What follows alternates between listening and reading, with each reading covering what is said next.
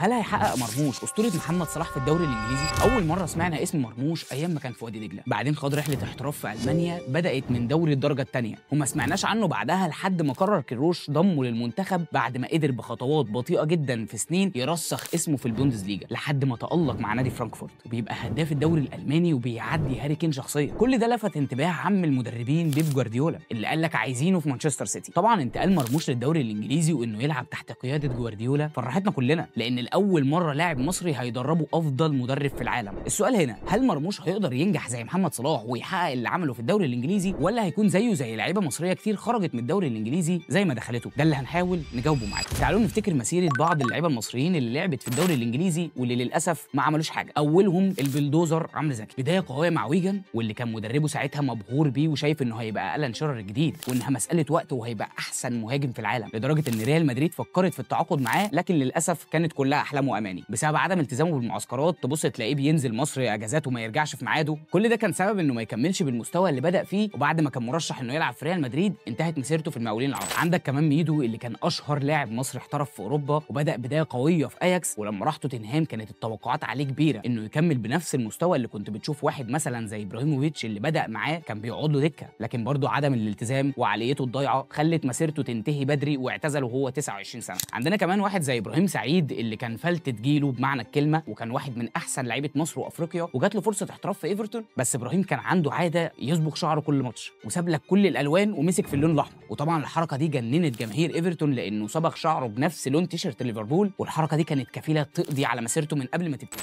نروح لحسام غالي الكابيتانو اللي بدا مع توتنهام وقلت بس هو المره دي هو اللعيب ده اللي هتظبط معاه، بس طبعا بسبب عصبيته وانه راح اتخانق لك مع مارتن يول ورمى في وشه التيشيرت كانت الحركه دي كفيله انها تنهي على مسيرته. بعدها بقى جالك رمضان صبحي وقلنا بس هو ده من جيل محمد صلاح هيتعلم منه ويكمل مسيرته في الدوري. بدا ساعتها مع ستوك سيتي وما كانش بيشارك كتير، وبعدها الفريق هبط، راح ساعتها هيدرسفيلد وللاسف الفريق برضه هبط، فقال لك يا باشا انا جاي عليا بايه؟ انا كنت في مصر ملك زماني، انا ارجع الاهلي وارجع اتشاف من تاني، وكلكم طبعا عارفين اللي حصل بعدها. هنا بقى انت لازم تسال ليه صلاح نجح في وسط اللعيبه كلها اللي احنا ذكرناها اللي ما قدروش ينجحوا. صلاح بنفسه جاوب على السؤال ده في كلمه واحده بس، وهي المينتاليتي. تجربه الاحتراف تجربه صعبه ومش اي حد يستحملها ويتكيف على عاداتها. عشان تبقى لعيب في الدوري الانجليزي انت هتضحي بحاجات كتير جدا، ولازم تتدرب عدد ساعات معين كل يوم وتمشي على نظام غذائي محسوب بالسعره وما فيهوش غلطه، ما يبقاش بقى عندك فري في قصر الكبابجي وتحليه من بلبن بعد التدريب وحاجات غريبه جدا بنشوفها هنا في مصر. مفيش بقى حاجه اسمها سهر، لا انت لازم تنام بدري عشان هرمون الكورتيزول بتاعك بيبقى مظبوط وما يعلاش، فكل حاجه انت بتتكلم محسوب حسابها عشان فورمتك البدنيه تبقى في احسن حال. انت بتشوف الدوري الانجليزي ايقاعه عامل ازاي؟ ايقاع لعب سريع والتحامات بدنيه قويه جدا، فطبعا لما اللعيب يبقى مش ملتزم بكل اللي احنا قلناه مش هيقدر يستحمل الضغط ده كله. كمان اللغه انت لو ما بتتكلمهاش هيحصل لك حاجز نفسي كبير بينك وبين المجتمع وبين المدربين وبين اللعيبه زمايلك، وده الفرق بين صلاح وبين اي حد تاني. صلاح استحمل وتعب وكمل، ولما قعد احتياطي في تشيلسي وما كانش بيلعب بشكل منتظم ما قالش لا انا عايز ارجع مصر، لا كمل وخد فرصه في الليفر ومسك فيها بايده واسنانه وبقى افضل لاعب حاليا في العالم. بقيه اللعيبه اللي ما نجحوش اللي اتكلمنا عليهم كان دايما بينقصهم اهم شيء وهو المينتاليتي. طب هل الكلام اللي احنا قلناه ده بينطبق على مرموش؟ مرموش انا بشوفه لعيب بنفس المينتاليتي دي، خد لك السلم من اوله من احترافه في الدوري الالماني الدرجه الثانيه لحد ما وصل لمانشستر سيتي، ولما بتشوف تجربته في الدوري الالماني اكدت انه قادر يلعب في اقوى الدوريات الاوروبيه. طب ايه التحديات اللي هتواجه مرموش مع السيتي؟ خلينا متفقين ان الموضوع مش سهل.